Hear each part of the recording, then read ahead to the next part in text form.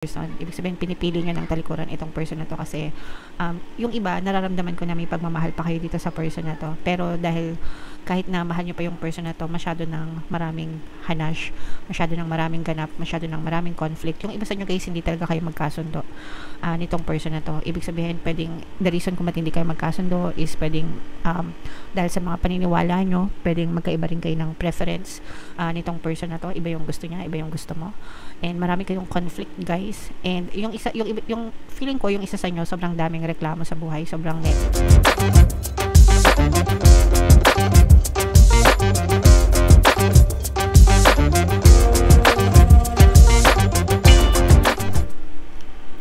Hello guys, hello Scorpio, welcome back to Pinay Pixie Tarot. Ang pamagat ng episode natin for tonight is Silip sa Pag-ibig Kapalaran. Ito yung ating love life reading mga kapiksi para ngayong April para sa Scorpio, Sun, Moon, Rising, Sign, and Venus. So, unahin natin tong deck na to guys. Kapag love reading mga kapiksi, pwedeng mapick up yung energy nyo, pwedeng mapick up yung energy ng person nyo, pwedeng magkabaliktad yung roles guys. If in case hindi kayo nakaresonate dito, try nyong panoorin yung video dun sa zodiac sign ng person nyo, baka nandun yung energy nyo. So, unahin natin tong deck na to guys. Ito yung energy surrounding your situation. For some of you, this may be not a very good energy. Mga kapiksi, there's a lot of anger dito sa relationship na to. There's a lot of negative energies, no? Hindi lang anger, pero negative energies. Pwedeng karmic yung relationship nyo. Kaya, natitrigger yung mga negative emotions, guys. And, for some of you, may naghahabol dito sa relationship na to. So, parang hindi pa siya tapos. Hindi pa tapos yung relationship nyo. Nandun kayo sa stage na palagi kayo nag-aaway, marami kayong problema, trying to resolve, trying not to resolve, trying to avoid, trying to face it. Alam niyo yun? Alam niyo na yung mga usual na nangyayari sa relationship kapag may mga problema, mga kapiksi, no? Sari-saring emosyon kasi yun guys, no? Kapag may mga problema. So, minsan galit, minsan gustong ayusin, minsan mahal pa, minsan umiiyak, minsan inis na inis, minsan annoyed. Yan, mga ganong klaseng emosyon. Minsan naghahabol, minsan ayaw na, minsan iiyak, minsan galit. Yung mga ganon. Nagets nyo ba yung ibig ko sabihin? Yeah, so for some of you, pwedeng natitrigger kayo, may mga ganong klaseng sitwasyon kayo mga kapiksi, no? But, with this energy, mga kapiksi, pwedeng mag-end na rin yung ganitong klase ng energy kapag nagkaroon na kayo ng realization na sobra na, tama na, okay? So, pwede magkaroon ng parang ending din itong relationship na to.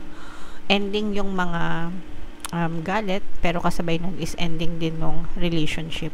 Kumbaga parang sinasabi dito, matatapos lang ito kapag natapos yung relationship nyo, mga kapiksi. Pero there are some cases na kahit tapos na yung relasyon, yung anger na nanatili pa rin, no? Kapag hindi pa kayo naka-move on.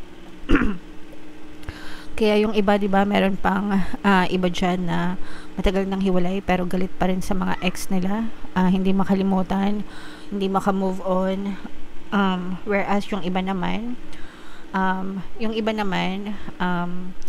natututong magpatawad and kinakalimutan na nila yung past. So, alin kayo dun sa dalawa mga kapiksi? Kayo lang yung nakakalam guys, okay? Pero syempre mas maganda na matutong magpatawad guys. Nasa ano yan, no? Sa 7 deadly sins yung galit, diba? Yung hindi marunong magpatawad. Having the grace to forgive, nandun yan sa 7 heavenly virtues, no? Yung having the grace to forgive. Kumbaga parang tinuturo yan bilang 7 heavenly virtues para maging magaan yung pakiramdam nyo. So, reminder lang yun sa mga kapiksi natin na nabubuhay sa galit, no? Kasi kapag nabubuhay kayo sa galit,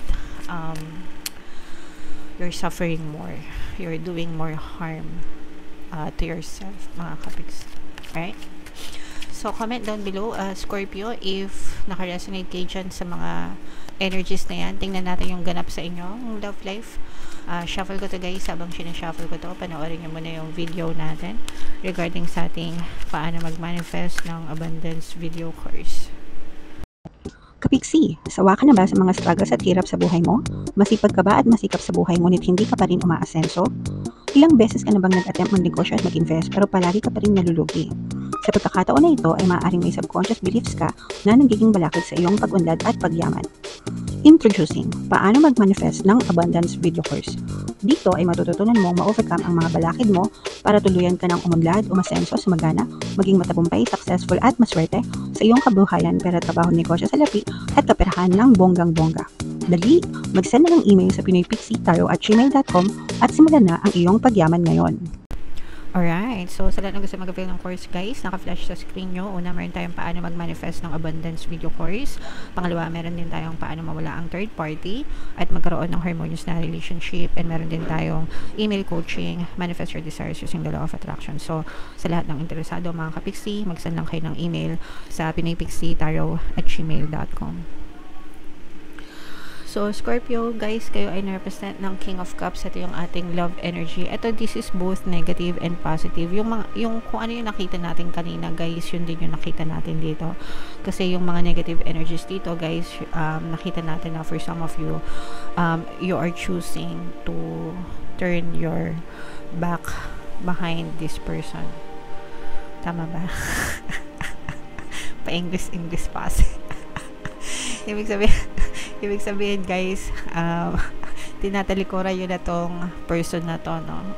You're choosing to turn away from this person. Ibig sabihin, pinipili nyo ng talikuran itong person na to kasi yung iba, nararamdaman ko na may pagmamahal pa kayo dito sa person na to. Pero dahil kahit na mahal nyo pa yung person na to, masyado ng maraming hanash, masyado ng maraming ganap, masyado ng maraming conflict. Yung iba sa inyo guys, hindi talaga kayo magkasundo nitong person na to. Ibig sabihin, pwedeng, the reason kung ba't hindi kayo magkasundo is pwedeng dahil sa mga paniniwala nyo, pwedeng magkaiba rin kayo ng preference nitong person na to. Iba yung gusto niya, iba yung gusto mo. And marami kayong conflict guys. And yung feeling ko, yung isa sa inyo, sobrang daming reklamo sa buhay, sobrang nega. Or pwedeng parehas kayo sobrang nega. Kaya hindi kayo nagmamatch. Or pwedeng match kayo sa kanegahan, kaya hindi talaga nagkakaroon ng harmonious na relationship kayo mga kapiksi kasi palagi kayong nagka-clash guys, no? And puro nega yung nakikita, hindi na nakikita yung magaganda, hindi nyo na na-appreciate yung magaganda dun sa relationship nyo mga kapiksi.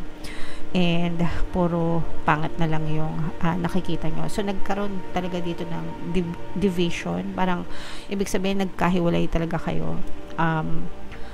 Meron talagang nagsiseparate sa inyo mga kapiksi, yung mga paniniwala nyo, yung mga beliefs nyo. Parang isa siyang malaking balakid sa relasyon nyo guys. Okay, meron ditong presence ng fire sign, Aries, Leo, Sagittarius. For some of you, maaaring may fire element kayo sa inyong natal chart or may fire sign, may fire element yung person mo. Pero right now, kahit na may mga ganong klaseng ganap sa relationship nyo, mas at peace na kayo actually. Parang mas peaceful na kayo.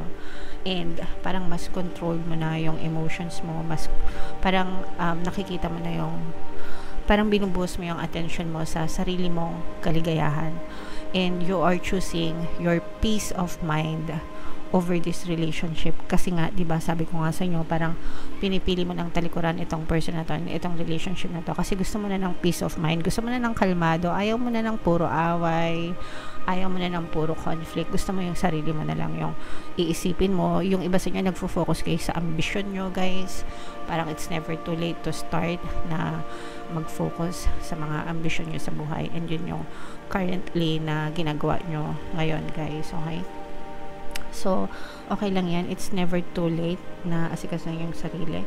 And kahit naman in a relationship na kayo, mga kapiksi, dapat palagi nyo pa rin vino-value yung sarili nyo and palagi nyo pa rin hinahanap yung, or kumbaga parang palagi nyo pa rin inaasikaso and pinapahalagahan yung sarili nyo, guys. Importante yan. Okay? Ayan, no? So this relationship has really fallen apart. Ibig sabihin talagang for some of you, bumigay na talaga itong relasyon na to, or pabigay na kayo kung hindi pa man. Mga kapiksi, you have to focus on your healing, guys. And yung healing, makukumpleto lang yon kapag ka nagkaroon kayo ng pagpapatawad. Pagpapatawad, okay? And, so you're freeing yourself, mga kapiksi, no?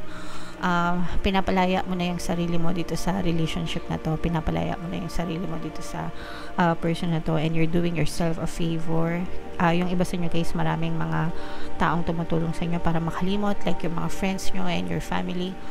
Parang lumalabas kayo, nakikipag-usap sa ibang tao, dinadivert mo yung attention mo sa iba, and yung iba sa inyo, guys, nagfo-focus din kayo sa mga trabaho nyo or sa mga negosyo mo or kung ano man yung source of income mo, para talagang makalimutan mo lahat ng emotional pain na pinagdadaanan mo. So if ever man, guys, na meron pa kayong mga emotional pain or currently na pinagdadaanan nyo yan, pwede kayong makinig ng ating Ho'oponopono and self-love na subliminal dito sa ating channel, guys. Libre lang yon, makakatulong yon para mabilis kayo maka-move on. Super effective, guys. Ang dami ng natulungan ng subliminal na yon, okay? So pwede nyo siyang pakinggan sa YouTube, mga kapiksi.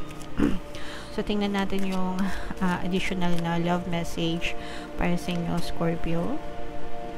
Deception, ayan. So pwedeng isa ito sa mga reason, mga kapiksi, kung bakit nag-fall apart yung inyong relationship. Sabi ko nga sa inyo, guys, marami na kayong mga trust issues.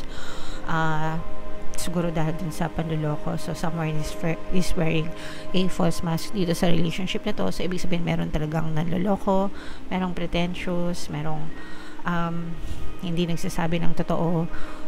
There may be full of lies. Ibig sabihin, maraming pagsisinungaling, ganyan, mga pagtatakip na nangyari sa relationship, and pwedeng yun yung isa yun sa mga, it's just one of the many, parang isa lang yan, pero bukod siya, parang feeling ko marami pa na mga issues, especially yung hindi pagkakasundo, mga kapiksi, okay? Malaking factor yun, guys, kaya naapektuhan yung relationship niyo. So, comment down below, Scorpio, if feeling nyo naka-resonate kayo dyan sa messages na yan. Mga kapiksi, you have to work on yourself. Mag-focus muna kayo sa sarili nyo. Let go, diba? Matuto mag-let go, and just love yourself, guys, okay? Comment down below if naka-resonate kayo for more tarot readings, guys. Ito yung playlist nyo. Ito naman yung ating success stories ng paano mag-manifest ng abundance video course. Click here to subscribe, guys. Ito yung ating mga relationship subliminals. Thank you for liking, sharing, and subscribing. See you again next time. I love you all, mga kapiksi. Have a nice day. Bye-bye.